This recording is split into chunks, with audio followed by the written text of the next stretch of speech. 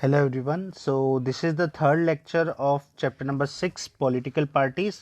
और अभी हम बात कर रहे हैं कि जो पॉलिटिकल पार्टीज़ होती है उनकी नेसेसिटीज़ जो अभी तक हमने डिस्कस की कि वो बहुत सारे फंक्शंस प्ले आउट करती है, इसलिए पॉलिटिकल पार्टीज़ की ज़रूरत होती है। ठीक है, तो नेसेसिटीज़ में आगे हम लोग अभी बात कर रहे हैं कि एक्चुअली नेसेसिटीज़ में होता क्या है। तो अगर हम यहाँ देखेंगे नेसेसिटीज़ में, अगर हमको देखना है कि the list of functions in the sense answer the question asked above, we need political parties because they perform all this functions. हमने अभी जितने भी फंक्शंस को पढ़ा है इन सब से हमको समझ में आता है कि पॉलिटिकल पार्टी ये सारे काम करते हैं, इसलिए हमको पॉलिटिकल पार्टीज की जरूरत होती है। ठीक है, but we still need to ask why modern democracies can not exist without political party. क्या पॉलिटिकल पार्टीज के बिना भी डेमोक्रेसी एग्जिस्ट कर सकती है? तो ये क्वेश्चन अभी भी हमारे सामने है। तो we can understand the necessity of political parties by imaging a situation without parties. Okay, हमको ये सिचुएशन कब समझ में आएगी? जब पॉलिटिकल पार्टीज नहीं होगी।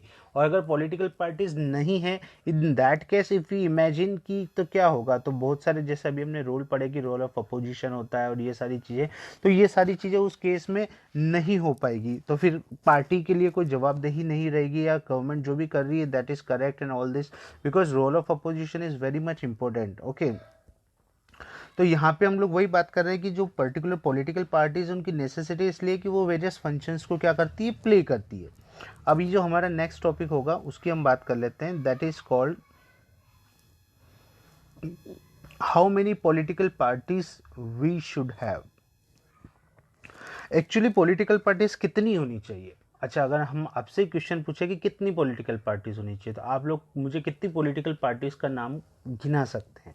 कितनी पॉलिटिकल पार्टीज अभी हैं हमारे पास एट प्रेजेंट में? इंडिया में बहुत सारी पॉलिटिकल पार्टीज हैं, जिसको हम बोलते हैं कि नेशनल लेवल की पॉलिटिकल पार्टीज होती हैं, स्टेट लेवल की पॉलिटिकल पार्टीज होती हैं, इसके अलावा हम बात करें कुछ लोकल लेवल्स पे पॉलिटिकल पार्टीज होती है। तो ऐसी बहुत सारी पॉलिटिकल पार्टीज अभी इंडिया में हैं एट प्रेजेंट में।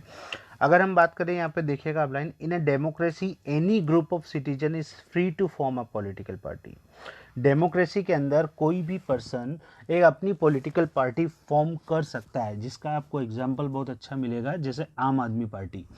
आम आदमी पार्टी में अगर हम बात करें तो अरविंद केजरीवाल ने पर्टिकुलर पार्टी को फॉर्म किया था। ठीक है, तो वो भी हम बात कर सकते हैं। इसके अलावा in this formal sense, there are a large number of political parties in each country.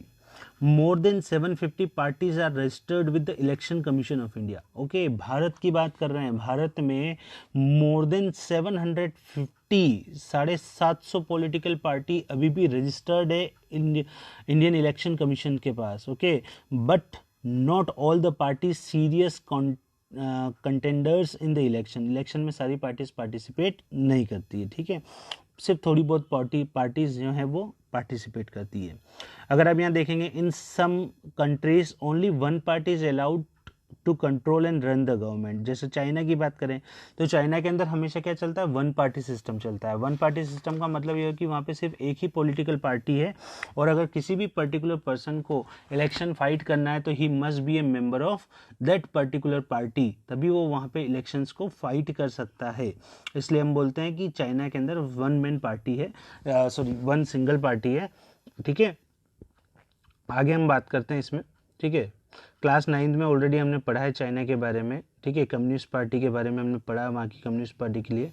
In some other countries power usually change between two main parties, several other parties may exist, contest election and win few seats in the national legislature, but only the two main parties have a serious chance of winning majority of seats to form the government. जैसे हमारे India में भी ये situation, ज़्यादातर जो हम बात करते हैं नेशनल लेवल पे, या तो बीजेपी होगी या फिर कांग्रेस होगी, दोनों से ही हम लोगों को उम्मीद रहती है कि दोनों में से कोई एक पार्टी गवर्नमेंट बनाएगी। ठीक है, the United State of America and United Kingdom are the example of two party system. ठीक है, यहाँ पे दो या दो से अधिक पार्टी सिस्टम चलता है। India is also a part of that. Okay, India में भी दो या दो से अधिक पार्टी चलती है। ओके, यहाँ पे हम एक और एग्जांपल लेंगे। देखिए यहाँ पे, ओके, जब दो या दो से अधिक पार्टीज मिलके कोई पर्टिकुलर गवर्नमेंट को फॉर्म करती है तो इसको हम लोग क्या बोलते हैं, कोलिएशन गवर्नमेंट बोलते हैं। ठीक है, इसको मार्क करना वर्ड्स को। यहाँ पे देखिए आप, कोलिएशन गवर्नमेंट, यहाँ देखिए ऊपर ऊपर लिखा हुआ है फर्स्ट लाइन में देखिए कोलिएशन वर्ड लिखा हो, when several parties in a multi party system join hands for the purpose of contesting election and winning power, it is called an alliance or a front।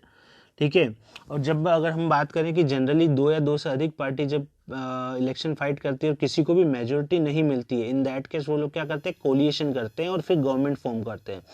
आप देख सकते हैं 2014 के election में ऐसा ही हुआ था दिल्ली के अंदर। दिल्ली के अंदर जो आम आदमी पार्टी, उनको एक बार कोलिएशन करना पड़ा था कांग्रेस के साथ। ओके, तो कोलिएशन का मतलब साथ में मिलकर सरकार बनाना, इसको हम कोलिएशन बोलते हैं। इसके अलावा हमारे इंडिया में बहुत सारे कोलिशंस ऑलरेडी मौजूद है। For example in India there were 3 such major alliances in 2004 parliamentary election, the National Democratic Alliance NDA, National Democratic Alliance NDA and the United Progressive Alliance UPA and the Left Front. UPA किसको support करती है, कांग्रेस को, और NDA किसको support करती है, BJP को। ठीक है, तो ये मल्टी पार्टी सिस्टम्स हमारे इंडिया में इस तरीके से वर्कआउट होता है, रन होता है। ठीक है, चलिए आगे।